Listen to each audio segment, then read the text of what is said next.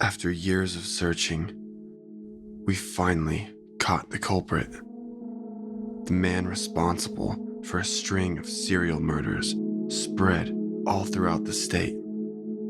And in the last place I'd ever have expected to find a cold-blooded killer settled down in the middle of the healthy suburbs in a small Christian town. Kurt Henry Fisher, age 47, committed over 35 murders from inside the confined space of the tool shed in his backyard. Just earlier today, police broke down the door to make their arrest, charging him with his barbaric crimes, which leads to me and the rest of my forensics team to his empty home to gather all the evidence we can to put this monster away for good. I plan to turn over every piece of filth in this dump to get what I need. As soon as I step onto the property, I'm overcome with a feeling of discomfort. I do this sort of thing every day, but there's a much darker energy here than I'm used to. The dead grass on the lawn crunches under my feet as I'm putting on a pair of purple rubber gloves. I pass through the open threshold into the house with the split door tossed aside in pieces. The house was gloomy and practically filled to the ceiling with dirty newspapers that looked decades old.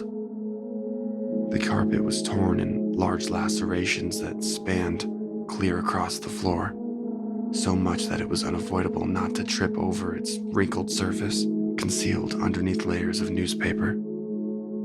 I tripped several times as I tiptoe my way to the basement steps, where I'm told a slew of incriminating evidence is stockpiled, just waiting to be seized.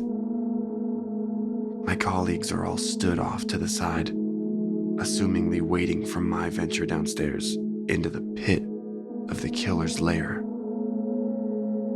Each step I take further down the creaking staircase brings me closer to the cold basement and introduces a rancid stench I'm hopeful not to have to identify. The single light hanging above is overly bright, but only illuminating a small circular area around the uncovered bulb, which is buzzing in and out. I take the last step, my foot touching concrete ground as I'm met with a discouraging feeling of dread. The basement is quiet, filled with the sounds of torment. I feel its painful vibrations on my bones as my eyes scan the room for anything that stands out from the darkness shrouded over everything. All I can really focus on is the narrow window on the upper wall, only partially covered with torn cardboard and then painted black in a splashed pattern. Minimal light is leaking in through what I assume to be scratch marks etched across the paint on the glass. Only a short distance away from the window sits an old barber's chair, tilted all the way back, with a tall, wooden stool behind the headrest. Then staged next to it, a bedside table with an arrangement of metal dentistry tools that barely still held a shine to reflect a glare off of. I wish I were ignorant to the gruesome acts that took place in this basement, but the news reports were more than willing to share the details of the condition of the victims' bodies they discovered.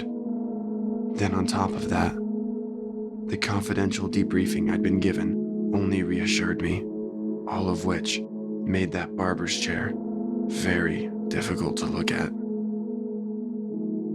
I'm rubbing the chills off my arms when I call for my team to join me. I soon hear the sound of crowded footsteps working their way to the basement floor, brightening the room with the large lanterns they carry down with them. I can now see much more of the previously shaded areas outside of the black windows range, revealing a more sinister surrounding.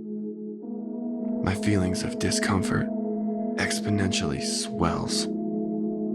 I see wet trash bags spread out on the concrete around me, plastic sheets hanging from the walls so dirty you can barely even see through them. and several wide bedroom dressers I can assume are filled with tools, from seeing the open drawers practically pouring out things like wrenches, drills, and hacksaws and pliers. I get to work.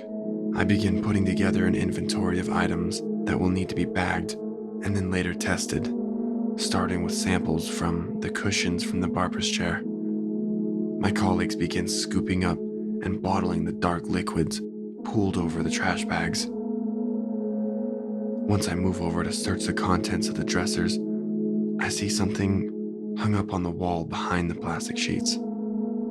I carefully lift up the plastic, making sure it only touches my gloves, and uncover a large bulletin board with neatly arranged photographs pinned throughout. To no surprise, the first few rows of photos resembled those of known victims, though several of the faces are difficult to identify. Then, looking further down the line, I noticed something. The very last photo pinned at the bottom right corner of the bulletin board. I cut my mouth with my wrist, being careful not to touch my gloves to my mouth, and stare at it in shock.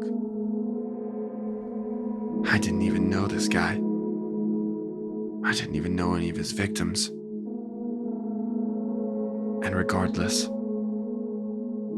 the last photo is of me.